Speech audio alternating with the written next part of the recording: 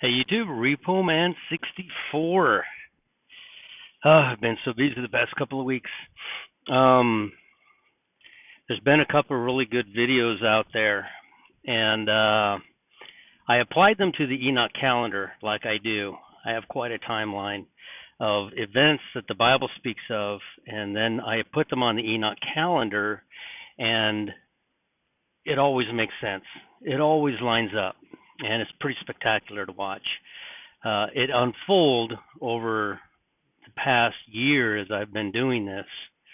So something new came out, and I want to show it to you.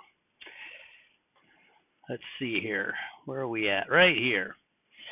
So, as you know, the average gestation period of a baby for a human baby is about 280 to 282 days, approximately 40 weeks.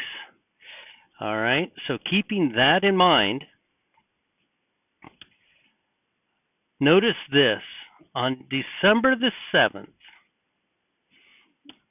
the beginning on the Enoch calendar of the Festival of Lights, Hanukkah, if you count from that date forward 282 days, you land on September the 15th, which is really cool because that's when Enoch says the first day of the year is.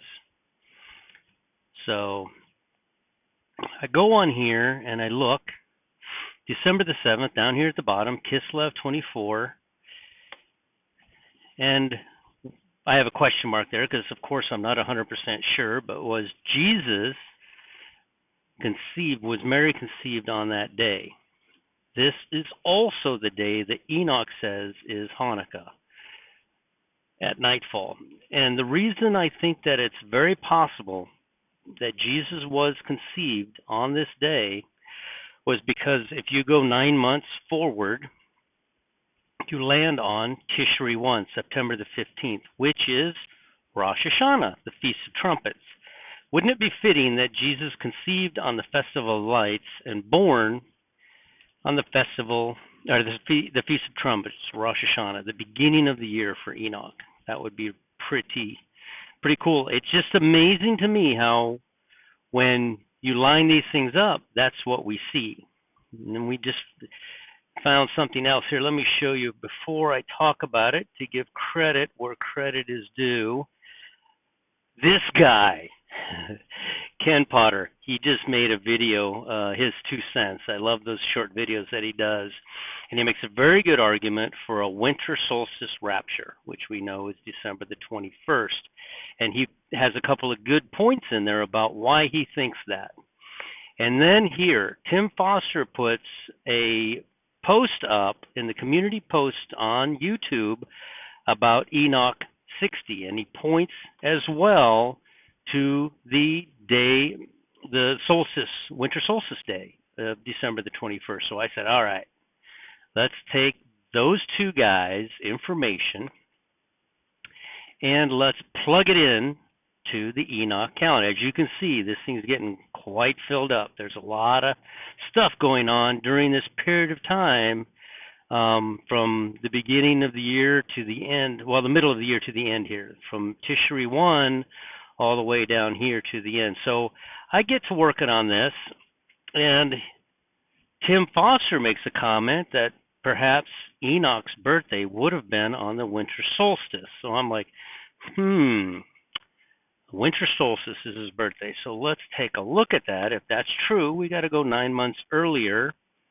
And guess what we find when we go 9 months earlier? March 16th. This is Enoch's claim to fame. March 16th would have been the day of equal parts. This is the day that Enoch speaks of in his book that would be the beginning of the year. Was Enoch conceived on the first day of the year? Wouldn't that be cool? And then was born on winter solstice day. So I applied it. I just went and applied it to my timeline here, and it lands on that. Now, winter solstice begins on December 21st at 10:58 a.m. Eastern Standard Time. What's really cool about that date is the flood ends on December the 10th, and 11 days later is winter solstice day. All of these things that we keep putting to the calendar are all just falling perfectly on days that they should, and that's what's so stark about all of this. Let's see here, that guy. So I'm in the chat room talking with Megan Smith, and she sends this over to me. She says 1221 in Jewish Gematria means Christ Rapture Day. I don't know how to look up Jewish Gematria, but she does. And it comes back as Christ Rapture Day. And it also comes up as see you at the gathering. It also means bye, bye, bye, and I'll be over soon. Festival of Lights. Festival of Lights. Isn't that crazy? Here we are, currently in the Festival of Lights. The Festival of Lights ends on Tevet 1, last day of Hanukkah, right here. Last day of Hanukkah on December the 15th, which is exactly 7 days before the winter solstice. So it seems like things get tied up, finished up, before something new starts. Just like End Times Dreams and Visions was saying that we are in a Shemitah year, and God wraps things up in this year before Slam. He starts something brand new. So there's like a period of time in between. So let's see here. That's the 280 days for Enoch to land on. So anyway, I want to get on here real quick and point that out to you. Am I saying that Jesus is going to return on December the 21st? No, I am not. But I thought I would plug that on to my timeline on the Enoch calendar, what Tim Foster and that guy is saying, and love his YouTube, and so you got to go watch Ken Potter any chance you get, because he's got a good YouTube, and he makes a lot of sense. Two of them at least. So I can't remember where I was. There I am. So it would be like very curious that something would happen on a day that we weren't even looking at, really. Not a feast day, not anything. Everything's done, wrapped up, and then all of a sudden here we come to the winter solstice. 4 days before Christmas. I will turn your feast days into lamentations. I think the biggest feast day the world sees right now is Christmas. And so I don't know. It's just something to look at. Just thought I'd throw that out there real quick, just to keep us looking up. We got to keep watching. We can't get down wondering what's going on. We all know this event's going to happen. It is going to happen. Is it going to happen on December the 21st? I hope so. I mean, Psalms 121 is a verb. It's the Psalm of Ascension. It's the only psalm written as a verb. So to me, that would be the perfect day, honestly, the perfect year, 2021. And, all year long have been, with Dr. Barry looking at everything, all year long have been perfect days. It could have happened, but it didn't.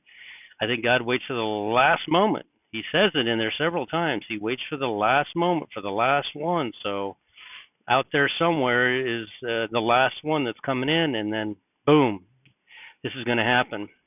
Very curious. He says the skies will turn red for 3 days, and then they'll go black for 3 days. Now this is after the rapture. Wackadoodle Samoan, I was just listening to him. I need to go back and finish listening to him. He's talking about Damascus. I didn't finish listening to him. I wanted to get this out there real quick. I gotta go back and listen to it. But is Damascus our sign? I was talking to him the other day on the phone, and he's like, Damascus is. He's on Facebook if you want to go and hear his video. He's not on YouTube. He's on Facebook with the video.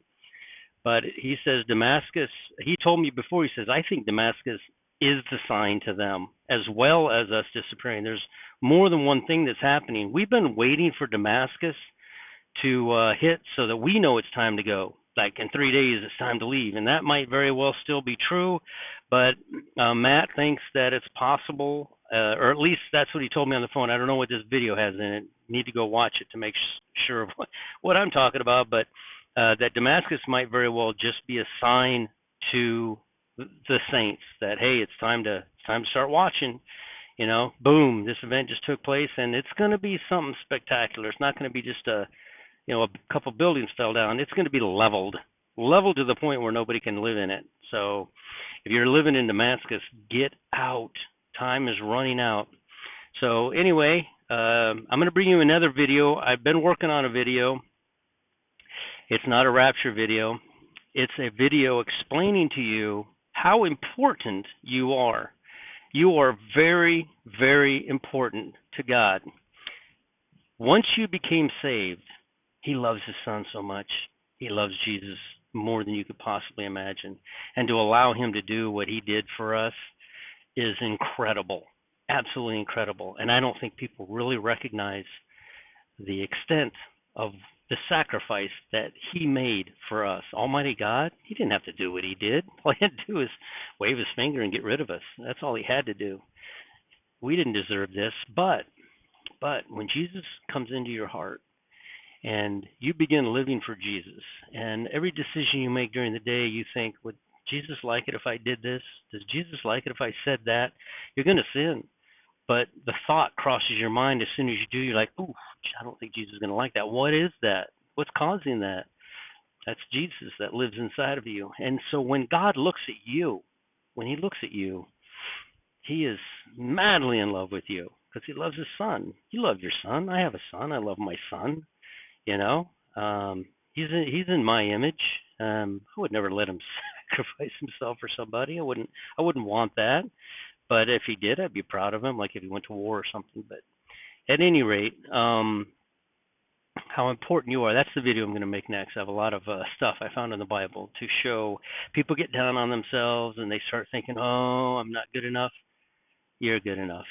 You are more than good enough. Not because of you. That's the problem, is we keep looking at ourselves. It's not about you. It has nothing to do with you, actually, like zero to do with you. It has everything to do with that Spirit, that Jesus Christ Spirit that lives within you, that Holy Ghost, that when God looks at you, oh, He would raise you above every star because of that which resides in you, that which is in you. So I'll make that video another day. RepoMan64, like, comment, share, and subscribe. And remember, we're out of time. I keep saying it because we're out of time. Somebody told me today that, what was it? Today is the rapture. And then when tomorrow comes, today is the rapture. And then when the next day comes, today is the rapture. And why do you say that?